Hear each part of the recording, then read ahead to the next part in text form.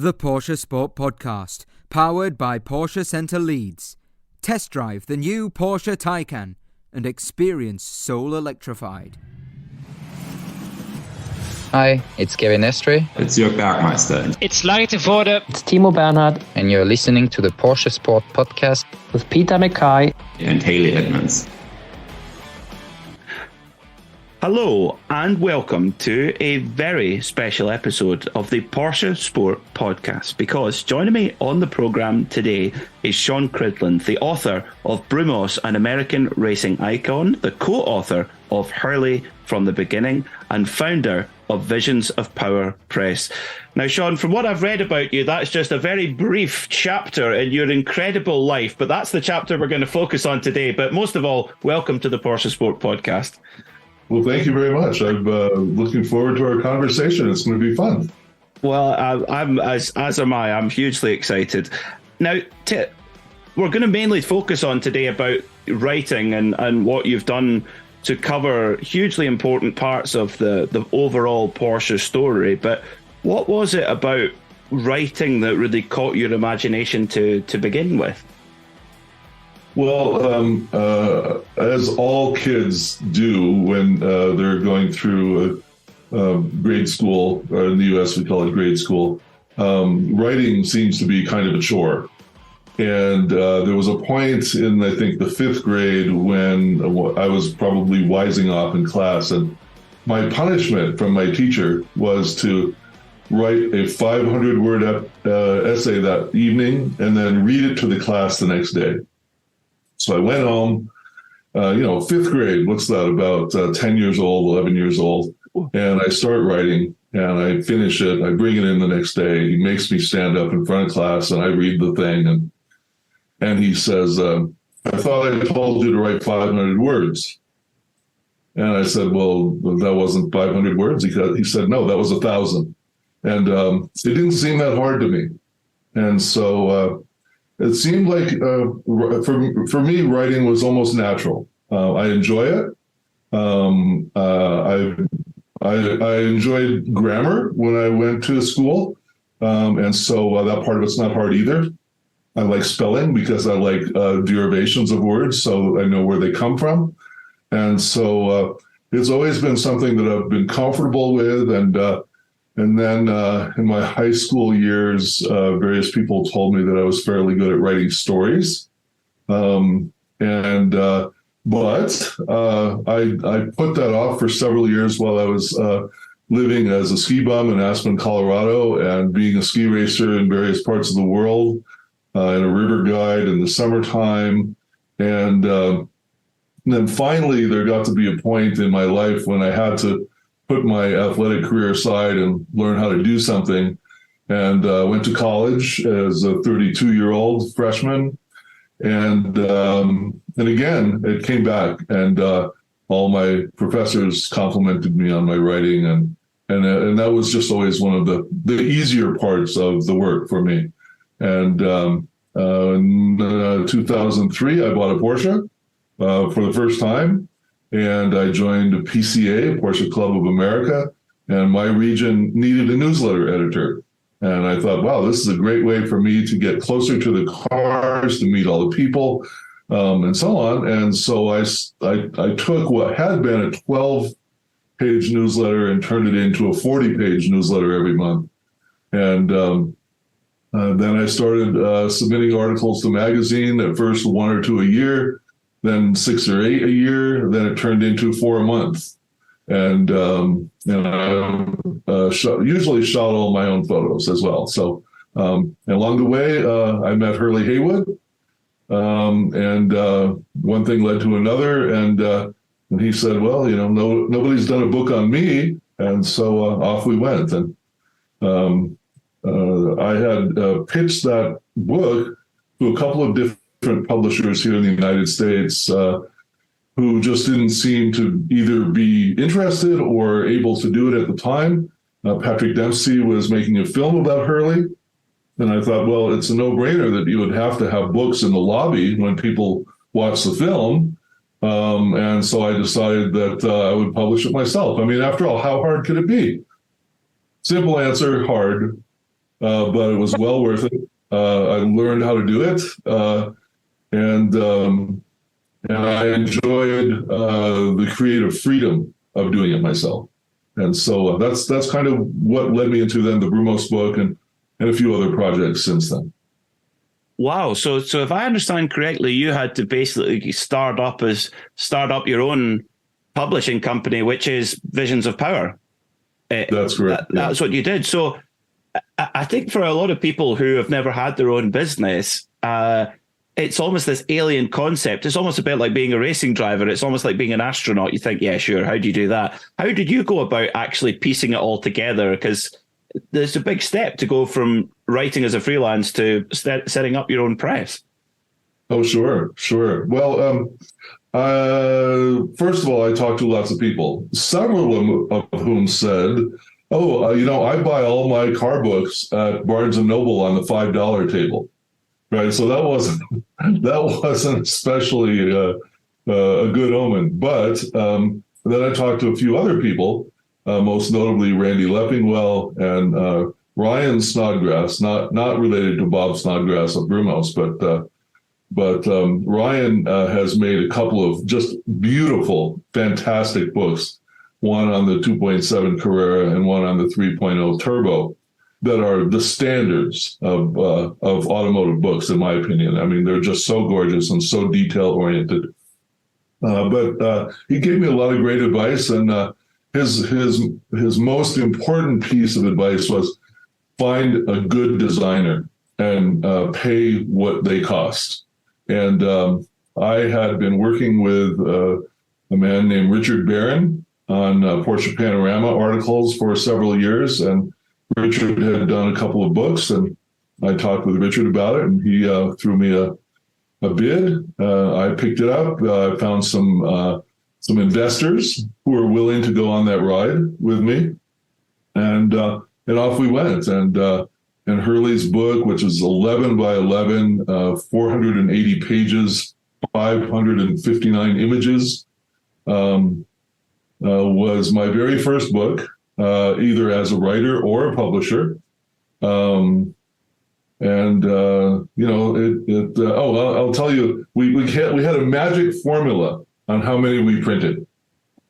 And it came down to this. Richard had worked on a book about Roland Kussmaul, a very important engineer in the Porsche racing world. And I said, Richard, how many Roland Kussmaul books did you make? And he said, 1,000. I said, did you sell them all? He said, well, it took a little while, but yeah, we did. I said, I think that Hurley Haywood is 4 times more popular than Roland Kussmaul. So we printed 4,000. That was my magic formula. and as far as I'm aware, when we had Hurley on the show, goodness, it must be 2 years ago now. And he said, and he was a good salesman for the book, because he's like, oh, they're selling out. The last few are at the museum. He's like, you better get one, and I did. And are they all gone now? The last I checked with the Brumos collection, they had 6 boxes left, and there are 6 books in each box. And so, yeah, not many left. Oh, so if you might be too late, folks. You might be too. I mean, I can see what you mean by that from a design point of view. I mean, for our listeners, it nails the Brumos look, which has been with us for 50 years. That white, blue, red that everybody who's a Porsche fan knows. And how involved was Hurley involved in that design process? Because he's a real detail guy. Was he quite involved in that, or did he say, "Yep, that's good. I trust you. That's fine"? How did it work? It was more the latter. Okay. Even in the writing, I would write things, and Hurley is fairly. He doesn't talk a lot. He's not overly descriptive of things. And so I would have to work, take our interviews and then flesh them out with descriptions and colors and sounds and, all the kinds of things that it would take to describe the the scenario. And then I would send it to Hurley. And most of the time he would say, yeah, that's right. Yeah, you got it right. And, you might want to change this, or, let me describe this a little more fully, something like that. Or if it was a story that someone else like Brian Redman or Derek Bell or someone else had told, he'd say, well, let me tell you the real story, right? Sometimes it would be that. And, but it went very smoothly. And there was only one time when I got a text from Hurley that said, we need to talk. Scary. But, I thought, if it's only once in a big book like that, then I think I did okay. Oh, I think that would give me the shivers straight up my spine if you received that message. You're like, oh no, what have I done? I mean, that's the thing. Is like, I mean, being a co-author or a ghostwriter, a lot of books with the subject on them, there is often a writer or even a team of writers behind that. What is that process like when you're almost trying to write in somebody else's voice? How do you go about getting to know that person's voice and putting it down authentically on the page? Yeah, you're absolutely right. That was a real challenge. And, originally I recorded all of our conversations, and then I worked from the transcriptions. And I can tell you this, they were horrible. I mean, those chapters were so wooden and so, practically unreadable. And Hurley said, no, this isn't working. And I did a week in Los Angeles, and I live in New Mexico. So it's an 18-hour drive to get over there. And I just, at that period in my life, I was listening to a lot of audiobooks when I was driving. Mm-hmm. And I listened to Bruce Springsteen's book and about his whole life and how he grew up and so on. And there was just something about the way he described his world that suddenly clicked in me. And I gave myself permission to write in Hurley's voice. And now that may sound kind of weird because Hurley had already given me permission, but there was something in my head that said, I need to be able to be free to do this. Mm-hmm. And once that clicked, I never looked at any of the transcriptions ever again. I wrote strictly from memory from our conversations. And he thought, and lots of other people have said that I got him, that, somehow I clicked into his voice. Well, I think if your name wasn't on the cover, Sean, I'd have no idea that it wasn't Hurley, right? Or at least saying it into a dictaphone, because it just sounds like him. I think it's been an incredible piece of work from both of you. I mean, sometimes books about a racing driver can be, even for racing nerds like us, they can be dull, and they don't really tell you much more than if you've watched every race or if you've seen most of a driver's races, you'll kind of know them. Hurley's book that you guys have created, it goes quite a lot deeper than that. Was that a goal from the outset to go deeper than that and to tell a bit more of Hurley's personal story? Yes, absolutely. And as you mentioned, I had read several racers' books, and I thought exactly what you just described.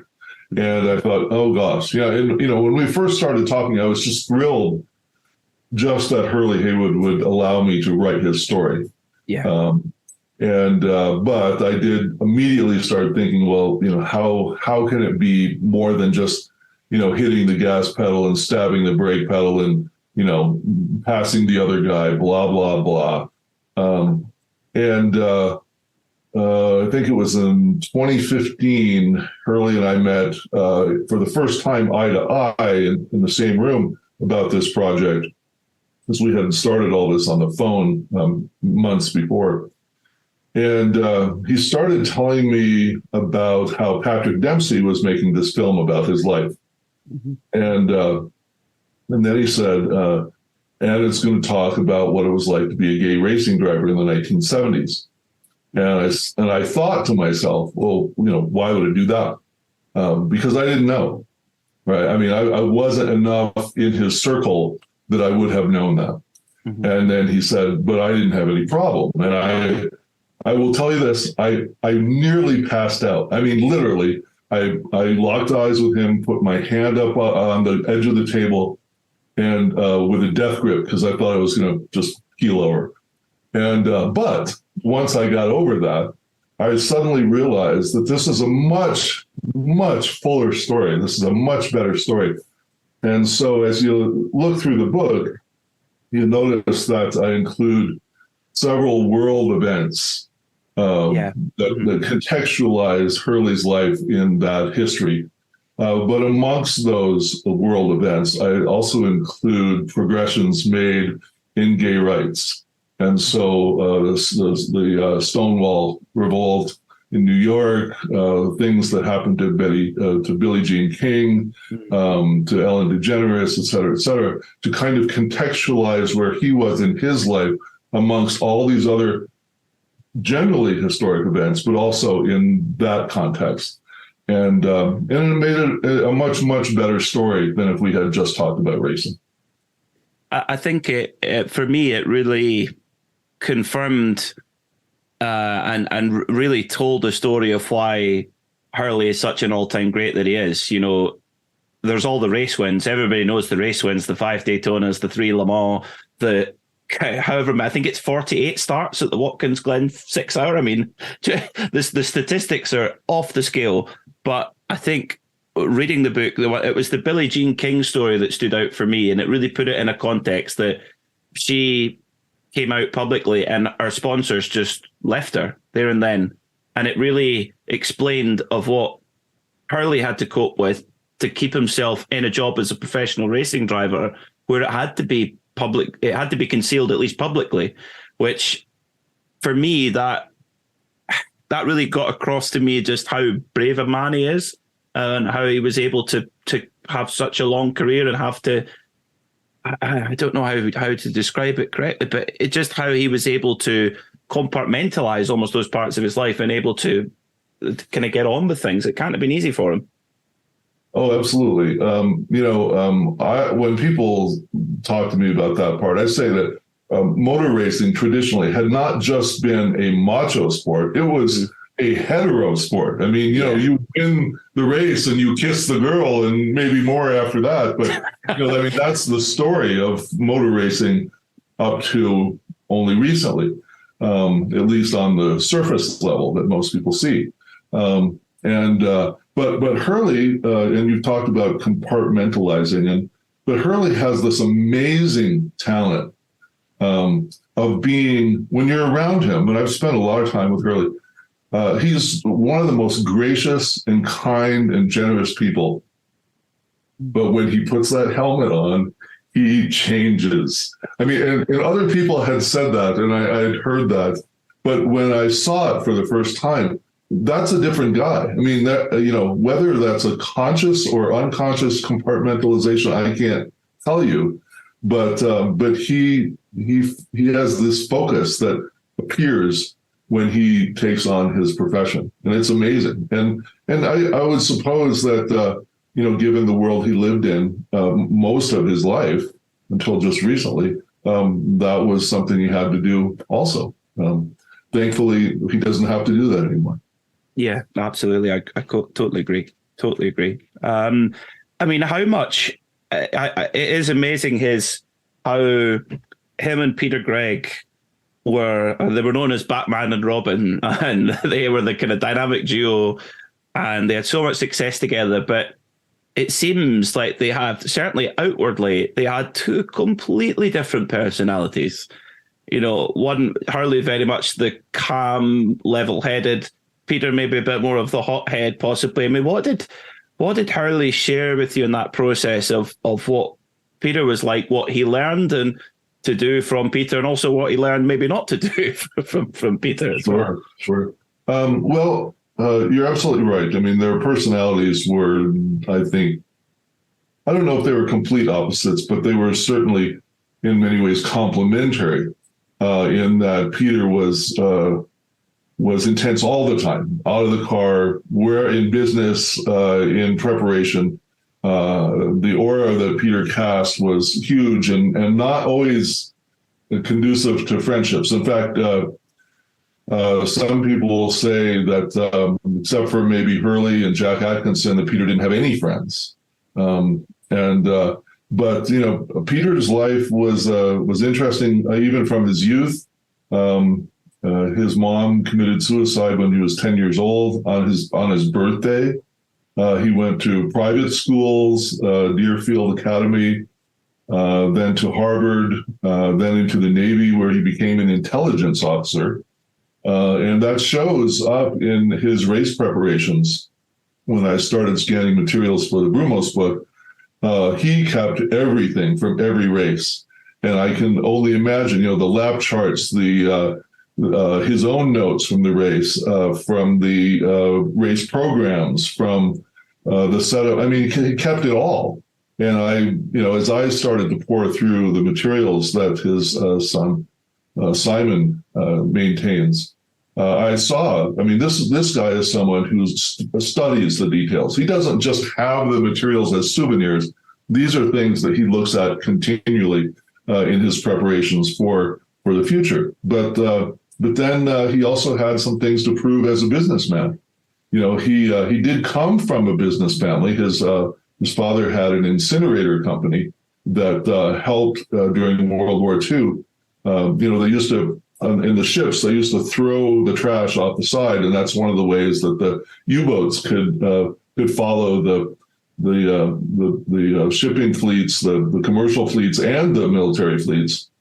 And Peter's father sold these incinerators, so they didn't dump their trash anymore. Made it harder for the U-boats to follow the ships.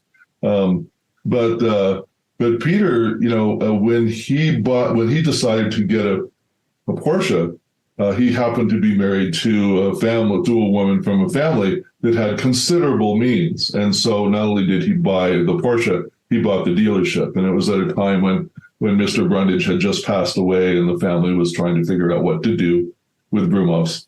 But he had something to prove, because not only to himself, to his family, but Brumos, under the Brundage ownership, had become one of the major Porsche dealerships and distributorships in the Southeast United States already. And a lot of the people who saw this 24-year-old kid coming in to buy the place just kind of thought he was a Johnny-come-lately. And so he had a lot to prove. And in the racing world, his contemporaries as he was coming up through the SCCA ranks were George Fulmer and Sam Posey and Mark Donohue, all of whom their careers exploded, to Indianapolis and Formula One and factory rides and Trans Am. And he had a lot to prove there too, because he was still buzzing around in the 2-liter cars for quite a time. I completely forget and just don't ever consider of how young Peter was when he took on a business of Brumos's magnitude. 24 years old. It boggles the mind. I mean, for our listeners, and if this is any way to describe why they need to run out and get your book about Brumos, is listening to some of the chats you've had recently. Tell us a little bit about the kind of East Coast Porsche turf wars at the time, because Porsche was really starting to get into its groove competitively and business-wise in the 1960s. But you had Johnny von Neumann over on the West Coast, but then you had Max Hoffman, who was been involved from the start, but then there was the Brundages as well. Just tell us about that kind of East Coast turf wars of who got the goods coming in from Germany. Oh, sure. Well, Max Hoffman is credited with taking on the first successful Porsche importation into the United States. And when I say successful, I mean that Ben Pon had already tried a couple of years before to bring in Volkswagens, and people just did not want German cars. So Hoffman was able to get Volkswagen, then Porsche, and make them successful. And we all know that he had formative comments to create the Roadster, and then also the Speedster, because he wanted cars that were sportier and less expensive, et cetera. But when the Brundages started working with Max Hoffman, they immediately were suspicious of him and their business dealings. And already in 1953 and 54, Hubert Brundage is writing letters to the head of Porsche in the United States and to Stuttgart, saying that this guy Hoffman, we can do a much better job than he can. And they started battling Max Hoffman, trying to get their own distributorship. And in 1955, Porsche was ready to give Hubert Brundage the distributorship just for Florida. He would have been the very first non-Max Hoffman distributor. But his business partner, who owned 51% of the company, was Glenn Hammond Curtis Jr. And in a letter, which is in the Brumos book, Curtis says, "I don't think America needs another little funny German car." And so he shuts down the Brundage Porsche distributorship.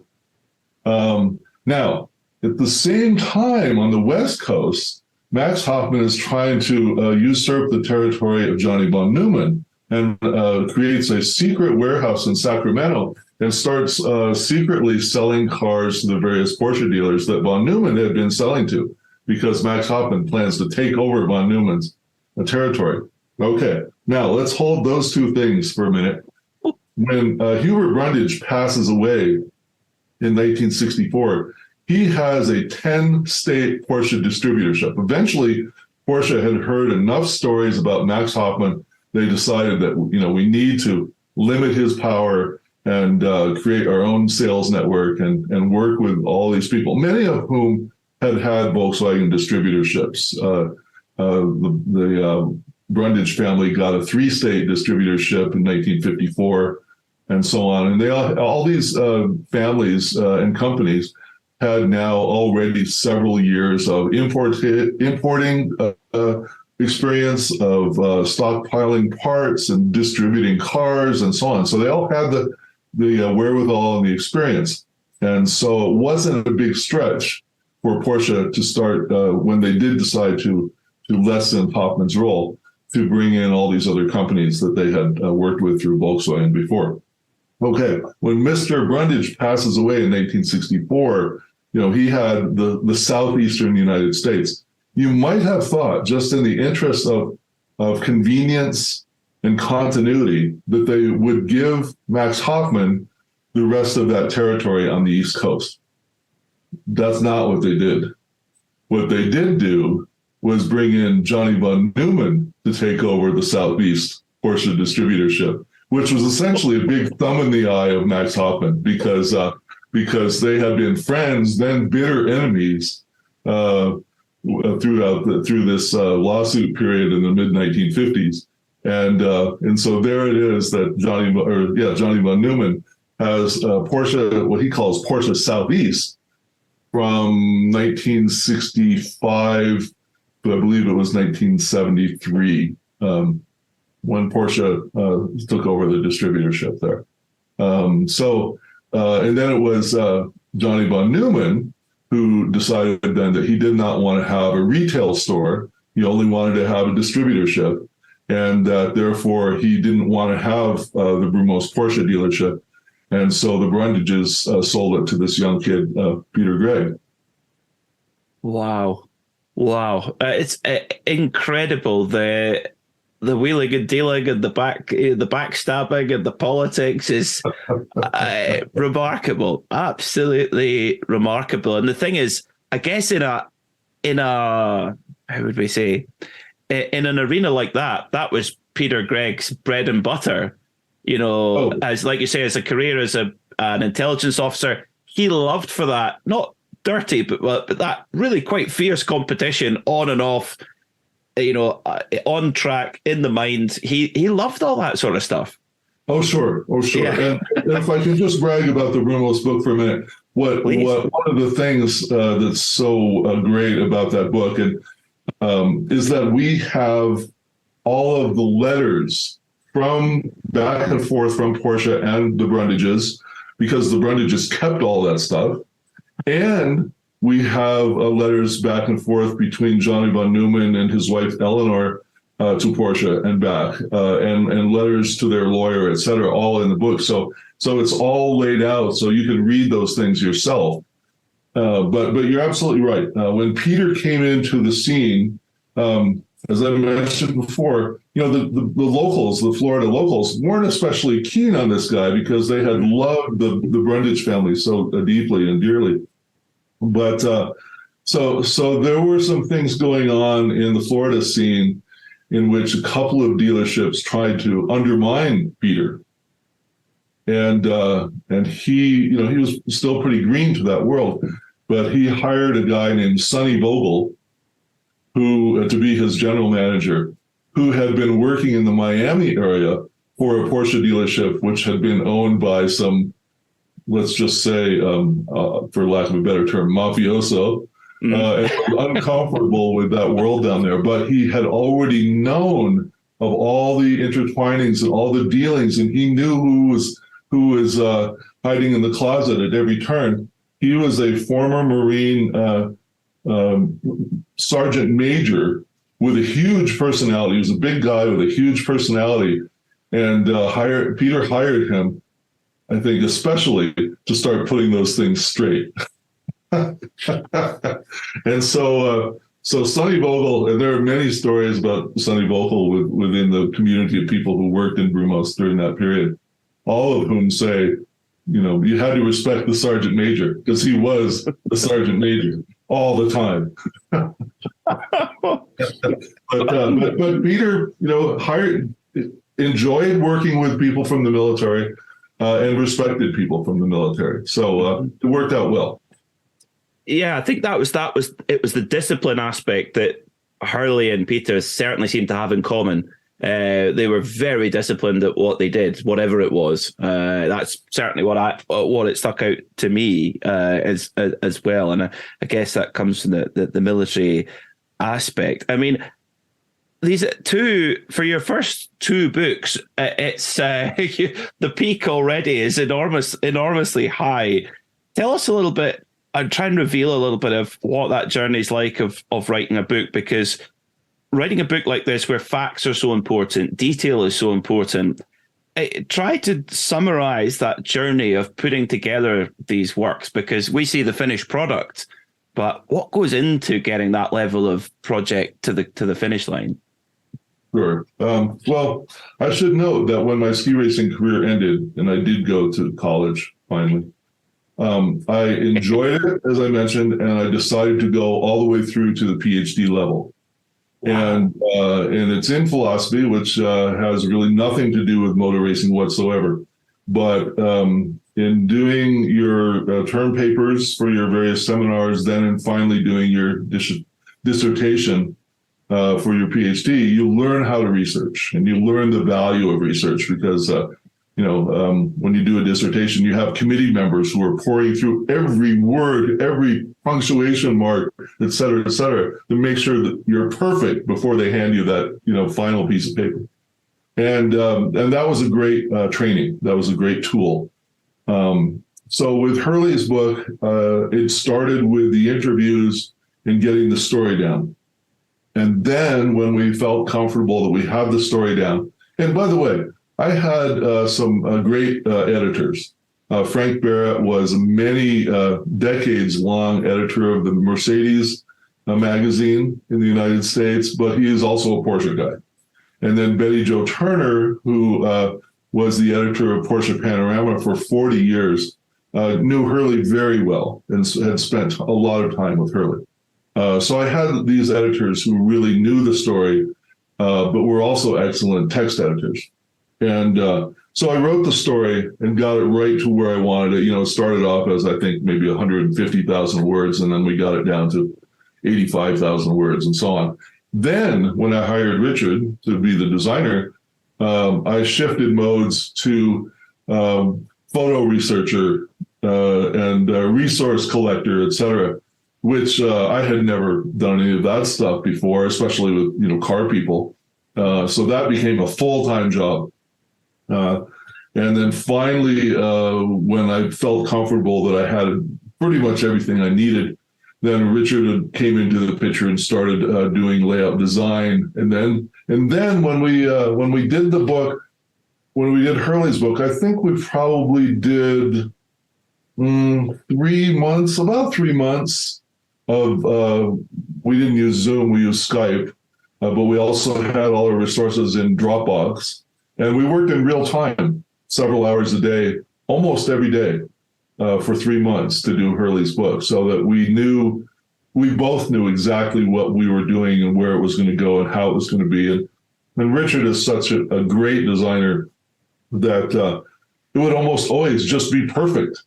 And there would be times when I'd say, well, Richard, what if we put this over there? And what if we moved out? And he would do it for me. And I would say, yeah, you were right. I can't think of too many times working with Richard that he wasn't right. I mean, he's the best. He's great. And but that's how that book went. With the Brumos book, it was the opposite. I mean, I intended it to be the same way, but what happened there was all these resources started amassing. And just when I thought I would have something, a box would show up. Maybe, like, for instance, from the Brundage family, 3 legal-sized boxes filled with documents and letters and pictures and receipts. And, I mean, just you can't even believe the amount of stuff that they had kept. Letters that had been sent from Florida in 1921, letters back and forth between Ira Brundage and Andy Granatelli in 1947. I mean, just all this stuff that just kept piling and piling and piling. And then when Simon and Jason Gregg and their mother, Jennifer, said that they could, open their materials, I think I spent probably a month of days at Simon Gregg's house scanning, like from morning till night. And so the materials just kept piling and piling and piling. So I didn't ever have time to write the story. And then finally, I had pretty much everything. And on July 1st, 2019, I wrote the very first word of Brumos. And on July 1st, 2021, Richard and I handed it to the printer, fully designed. So in 2 years, we had done a 1,600-page book with over 2,900 images, and I think probably around 350,000 words, something like that. That's, when people say full-time job, that's another level beyond that, surely. 350,000 words. Oh, my word. That was 2 years of 20-hour days for me. And I think Richard was involved 5 or 6 of those hours a day. That we were face-to-face. I mean, he did a lot of work when we weren't. But I was already in lockdown mode for a year before the pandemic. I mean, literally, I didn't walk outside the house for maybe 6, 7, 8 weeks at a time. And there is a door right over there, like 3 feet from my desk that goes outside. But I was busy, right? Oh, and when the pandemic came and everybody was complaining about, I can't go anywhere, I'm like, yeah, are you kidding me? That's been a year for me now. So what? The other part of that, of course, is, everybody says, if only I had the time, I would write my book. And so I would chide those people during pandemic time, not so easy, is it? You've got the time, lay it out. Come on, let's see it. Oh, what? That is quite incredible. Quite incredible. I mean, tell us a little bit about, it seemed like with the Brumos book, the track record that you created with the Hurley book really gave you a great footing, by the sounds of it, for that material to be available and for people willing to share the material so well. But in those early days of the Hurley book, I mean, what were the most effective kind of techniques, or what are your favorite kind of techniques of starting with a question and you need to go out and find the answer? What are your kind of techniques that you use to go out and find that information? Because it's out there somewhere. It's just going out and getting it, I suppose. Yes, that's true. As I mentioned, Hurley is actually known as a fairly shy person, and he doesn't say a lot. And this particular part is true, I think, of lots of public figures who have been interviewed a lot. They tend to tell the same stories in every interview. Yes. And that happened with us, where, maybe 10 times, it would be the same interview. And I'd think, oh gosh, this isn't going anywhere. And then that particular year, I had been working with a small kind of a pro-am team out of Colorado Springs, and they had hired David Donahue as their driver. And of course, David had driven for Brumos during the Rolex years in the Daytona prototypes. And of course, his dad was a good friend of Hurley's back when Hurley was starting his professional career. And Hurley had spent a lot of time with Mark. And so I'd be at an event, and Mark, David is also not the most wordy person in the world, but every once in a while he'd say, well, you should ask Hurley about when we did this, and my dad, when he passed away, he had some documents in his briefcase that he and Hurley were going to be the BMW distributors. I mean, these are things that you never had. What? No way. And so then I would go back to Hurley and go, as I said before, it would be kind of like, well, let me tell you the real story, right? So then he would start talking more, which was great. And then we had more materials. And then I figured that out. So it's like, okay, well, I need to talk to Brian Redmond, who, is a vast bank of stories and he has such a wonderful turn on every event that he's ever been involved with. And again, I take that stuff back to Hurley. Oh, let me tell you the real story here, right? And so it went like that. And so I think by July of 2016, I thought we had everything. And so that was it. It was now time for me to sit down and start working on stuff. But I was still doing a lot of article work, and I didn't see Hurley again until mid-August of that year at Monterey Car Week, and ran into him, and he said, we haven't talked for a while. And I thought, oh, now we're getting somewhere. now he's into it, right? So that's, now we can really start to make some headway. So, it was as much learning about Hurley, which is appropriate, right? I mean, you want to learn about the person. It's not just telling their, events, but you want to know something about who they are. And as much as that might have been a little bit frustrating at the beginning, it was also key to learning Hurley's personality and Hurley's voice. So that when I finally did get around to doing that, I felt, as I said, I had to give myself permission, but then I felt confident that I was doing what I needed to do.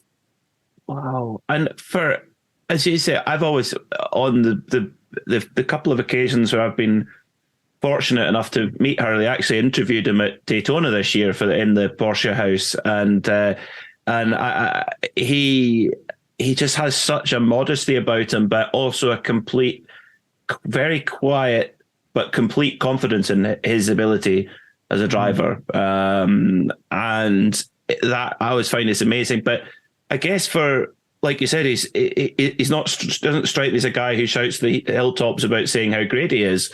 So when you've got a book that's, the size of your head, that's got your name in massive capital letters, was that a bit of an adjustment for him to actually really dig deep and really start to open the book a little bit and start to tell a bit more than that sort of potted history, I suppose?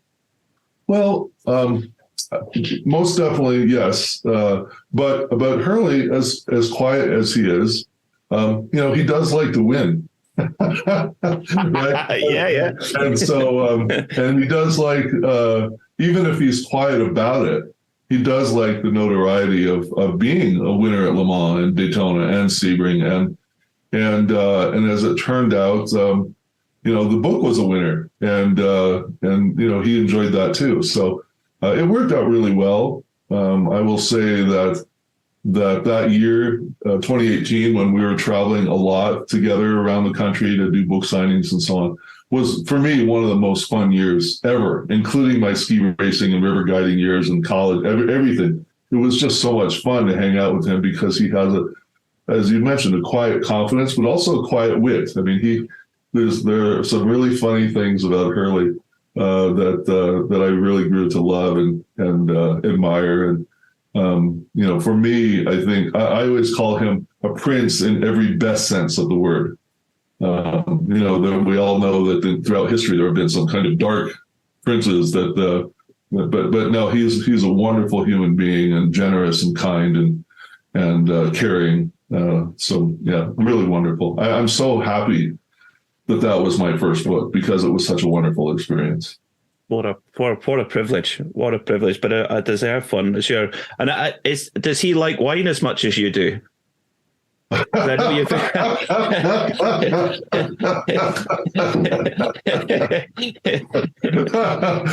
So the first time I go to Hurley's house, very first time. Right now, keep in mind that I worked in the restaurant business in Aspen all through the 70s and into the 80s and so on. And for a period, I was a wine steward, a sommelier. And so I go over to Hurley's house and, it's in the afternoon, probably about 5 or so, and, before dinner. And he says, you want something to drink, a beer or something? I said, yeah, I'll have a beer. Oh, great. Okay. So he gives me the beer and he goes, well, I'm going to have a glass of wine. And he pulls some wine out of the fridge and starts opening it. And I kind of peer over his shoulder. And it's a Meursault, it's a quite classy white Burgundy. Mm-hmm. And I'm like, Hurley.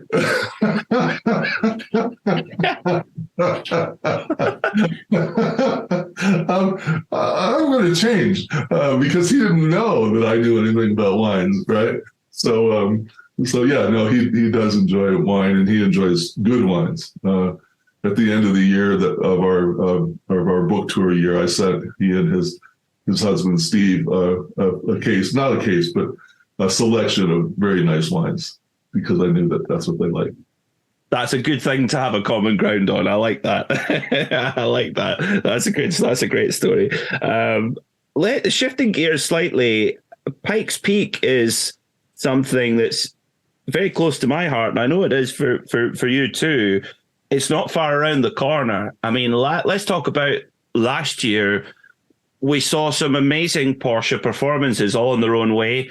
David Donner coming second in a road car, effectively. I mean, the creation that Rhys Millen and Joey Seeley came with, the emotion. Unfortunately, they just didn't get the run of the weather. But and then, of course, we had the Hooney Pegasus, which never even started. I mean, tell us a little bit about your kind of involvement with Pikes Peak and your thoughts from last year and what we can expect this year from Porsche.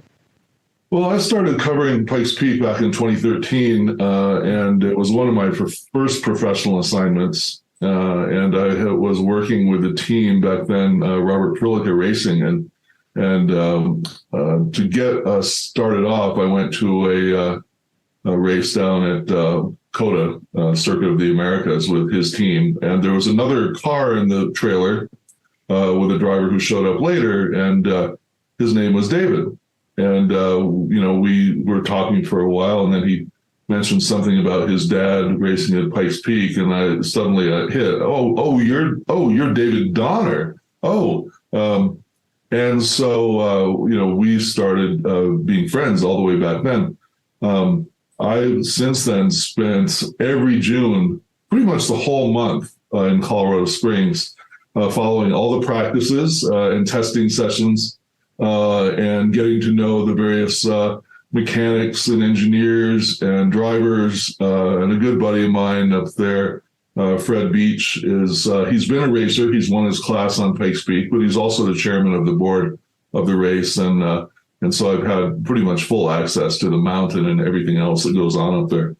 But as someone who's followed it as a Porsche fan and journalist, it's just a natural, and especially since the road is paved now, it's such a natural for Porsche to excel on that hill in the GT classes. But of course, as we know, the cars have gotten faster and faster to the point now where they're competitive even with the open wheel cars. They won't be competitive with the one-offs like the Peugeot that they ran in 2013 or the Volkswagen that ran in 2018.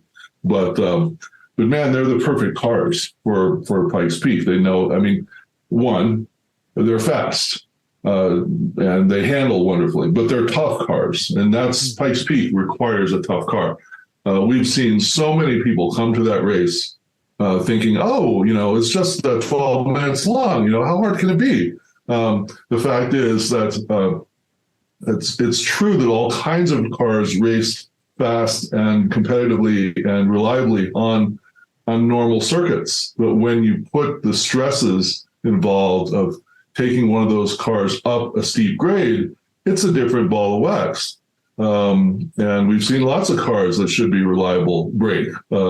And throw in the altitude. You start at 9,500 feet and you go to 14, almost 2.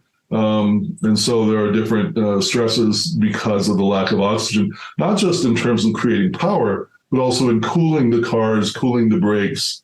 Again, because you're going uphill, you're not using the brakes as consistently and you're using them in an entirely different manner.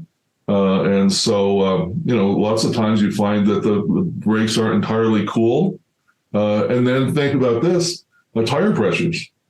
Now, generally when you race on a circuit race, even a hilly one like Nürburgring, the variations aren't more than, maybe 300-400 feet at the most. But think about setting your tire pressures at 9,500 feet and then raising to, almost 5,000 vertical feet. Tires balloon up, So, how do you where do you set that for? Do you set it for the start? Do you set it for the finish? Do you set it for the middle? How do you deal with that? So there are a lot of factors involved in running a car at Pikes Peak. But you mentioned David Donner, and of course, his dad was the first one to win a class at Pikes Peak with a Porsche with an RS60 back in the early 60s, and he won 3 times. And in fact, not only did he win his class, but he won the overall sports car class, which included Ack Miller with a very powerful Ford-powered car. And so, there's that family history. David himself has won the King of the Hill 3 times overall. His brother won it once. And then he's, won several class victories as well, mostly in Porsches for the class victories. Yeah, and I think his drive last year was one of the best, if not the best, of his class victories. To do it in a pretty much standard street car. Yes, he got the better run of the weather, but the weather was by far from perfect. And you look at the time that standard street car with, a different exhaust, that's not going to make a huge difference, and a race seat and a cage, and that's it. Fuel cell, and off you go. It just shows you David's level and how he's lost none of his speed. In fact, he's just getting quicker with every extra mile he adds on to his already incredible experience. But what a out the showroom 992 Turbo S is capable of as well. Oh, absolutely. It's so funny. When I was involved in Porsche Club stuff and was autocrossing and doing track days a lot, I had a 964, and this was back in the early 2000s. So the car wasn't new by any means. Mm. But, people would show up with 996s and turbos and things like that. And those of us who are still racing kind of old school 911s were often faster than they were, right? But then we quickly learned that was just because the drivers were novices. And once they figured it out, that was it. We were done, right? Our cars were cute. In fact, one of those guys let me drive his car. It was a pretty tuned 996 turbo that was probably at that point running 650 horsepower and pretty nice suspension package as well.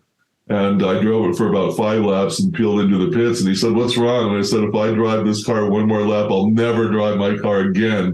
And that was back in 2000, I want to say 8 or 9. And the cars have just continued to get so much better in terms of power adaptability, handling, adaptability. The whole package of a contemporary Porsche is really a fantastic car. And, I've driven the 918 and the Carrera GT for comparative articles and so on. But the new 911s, I'd say, are almost as fast without having to be quite as specialized and much more usable. I mean, they're just wonderful cars. It is incredible now that, the latest 718 Cayman GT4 is as fast as a Carrera GT at the Nürburgring. You think, Yeah. what? It's and you think of the motorsport tech that went into the Carrera GT at that time. It boggles the mind. I mean, looking ahead to this year, who have you got your eye on going into this year's Pikes Peak hill climb, Sean? Because there's the entry list is bursting as always with storylines. Well, my favorite has to be David Donahue because one, he's driving the Brumos car again. And last year, having a Brumos car in competition for the first time, if we count Patrick Dempsey running Brumos colors in 2015, so even then, first time in 7 years. If we take the last time that the Brumos team ran as its own team, 2013, right? So 10 years. So it was just wonderful, to see a Brumos car back in action. And Mr. Davis was there, and David had only recently started working with that car when he ran on Pikes Peak that year. Of course, he's been driving up there for several years now and has won his class. But that was just a great package. Now, what I can tell you is this, that when I was in Florida in January, they had already decided to run again this year, and David was there working on the car. I mean, everything that he's learned over the past several years, he started working on very early. When I was there in early March, I went over to the collection from Amelia Island, and there's David working on the car, right? So he's going to be prepared this year. And, the last time, I think before 2022, I did an article several years ago 3 years ago, about Jeff Zwart, David Donahue, and David Donner all running pretty close to the same car. It was GT2 Club Sport. Jeff was in the contemporary version of the 935, which is essentially the same car, a different body. David was running very fast, David Donahue. And if it weren't for a cut tire just past Glencoe, he probably would have won the class that year by probably 10 seconds. But that's the thing about Pikes Peak. Can't make any mistakes, whether it's a cut tire from an irrigation ditch or a drainage ditch, or that famous runoff area at Pikes Peak known as the Sky. It's a crucial thing to not make mistakes. I'll never forget the onboard footage of when poor David just made the tiniest. You almost feel unfair calling it an error, the tiniest just little slip. And he got that cut tire and we pulled over. And someone like David, as you said, is usually a pretty relaxed guy, quite calm. And then he was just like in the car, like almost like a child going, no, because there's so much gone into that one run. And if it doesn't, just one little thing, I agree with you. I think David's going to be very dangerous. And of course, I guess now he will really be starting to optimize that platform because he's been in a similar platform now for several years. He's just finding the little tweaks, I would guess, as well. And like you say, so cool to have Brumos back. Which now, please tell me, did Brumos were in their in their kind of original guys? Were they ever involved? Did they ever enter Pikes Peak? I don't know if they did or not. No, they never did. So it's their first for them. Wow. Yes, that's right. The closest they had ever gotten was when Jeff Zwart first started running at Pikes Peak back in the early 90s. And he was running a 964 rally car. And he talked to Alvin Springer, who arranged for Jeff's car to have one of the turbo engines that were intended for Brumos for the Supercar Championship. And so, it was a very powerful engine. I can tell you this from doing the research and interviewing people during that period, that they claimed to have 380 horsepower with that car that ran in Supercar. Excuse me. Talking with the gentleman who ran the Lotus team for that same series, he said that the Lotus was pulling 800 horsepower on the dyno. So, and the Lotus wasn't dominating the Porsche. No. So we know that, there was a little more power than 380 on that car. And Jeff will tell you that when he ran that car at Pikes Peak, he swears that it was much closer to 600. Wow, because it was a full Andile factory motor, wasn't it? Yeah, because I remember Jeff telling me about that engine. I said, did you keep the engine? He said, no, I had to give it back. Wow, it's remarkable. It is just remarkable. I mean, Sean, I feel we could sit here and chat all day about all things Porsche and Brumos. It has been such a joy and a privilege to chat through your experience of writing these incredible books about Hurley and about Brumos, and I'm so excited to see what comes out of Visions of Power Press in the future. But I have one final question for you before I let you go to get back to your hard work. We have a question which we ask all of our guests here on the Porsche Sport podcast, and we call it the Racing Genie. And it's like that ultimate racing wish. So if you were to take on any race in any car in history and with any teammate, what would your choices be? Oh, that's a good one. That is a good one. Any car. I have to say it would be the 959/962.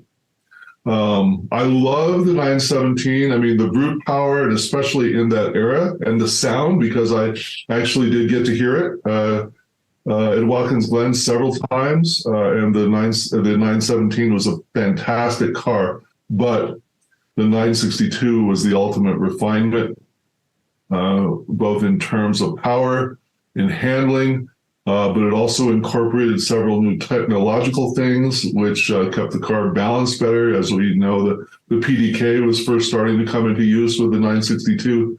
And it's just one of the fastest, most beautiful race cars ever. Who would I have as my teammate? Obvious choice, Hurley Haywood. He won Le Mans 3 times. And had he not broken his leg in 1983, just a month after his second win, he probably would have continued teaming with Al Holbert and won a couple of more times, maybe 3 more times. And not only that, but just someone good that you could get along with. And which race? I think that's maybe the hardest one. I mean, the easy one would be to say Le Mans, but Spa in its old incarnation, the long course, I think that would be the cool place to be.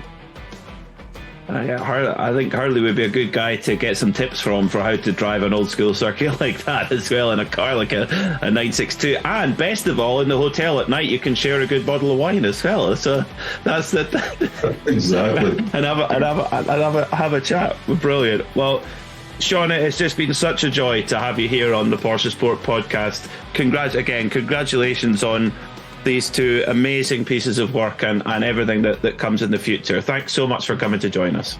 Thank you for having me. The Porsche Sport Podcast, powered by Porsche Centre Leeds. Test drive the new Porsche Taycan and experience soul electrified.